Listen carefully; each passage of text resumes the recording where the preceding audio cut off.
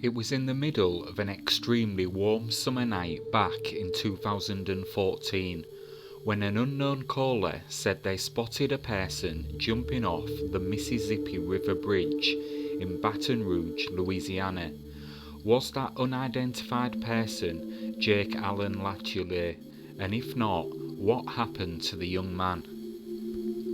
Jake Allen Latiolais was born on the 17th of June 1992 and enjoyed fishing, working on cars and drawing. He had a talent when it came to art. In fact, he had occasionally been hired to draw things on the walls of homes and businesses. Jake was also a proud father to a young daughter. Other than that, not a great deal is known about his personal life in the lead up to his disappearance. Jake had moved out from home and was currently living in his own apartment.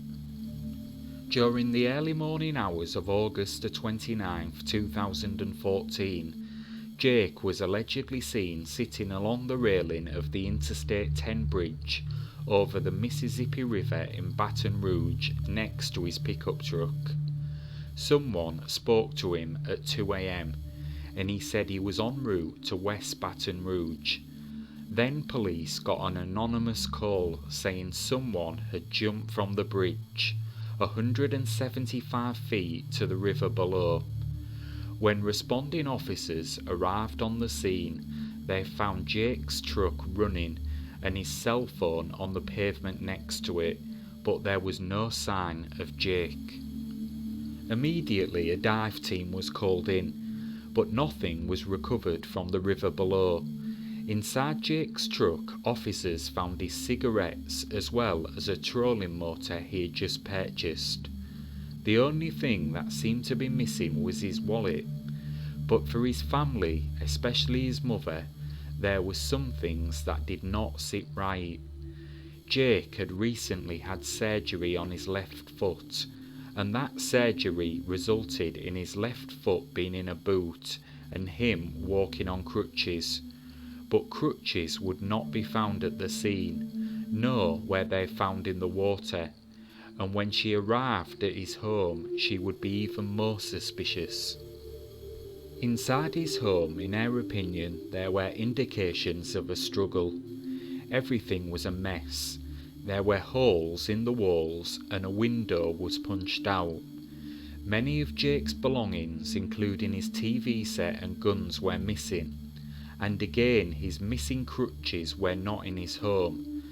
To her, she was now more convinced that her son had met with foul play and that someone tried to make his disappearance look like a suicide.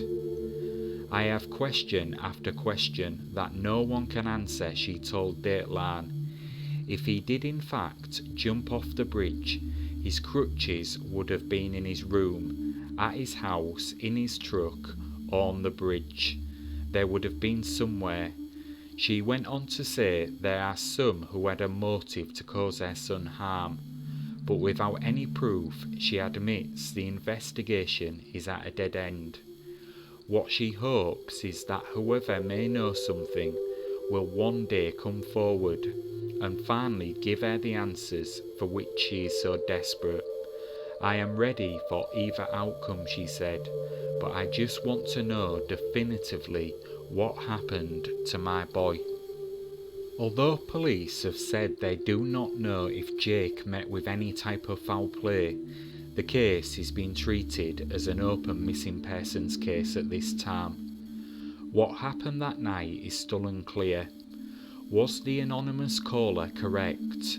And was it indeed Jake jumping from that bridge? Or is someone hiding a terrible crime disguised as a suicide? The Mississippi River is not quick to give anything away, and as of 2024, Jake Allen Latiolais remains missing and his case unsolved.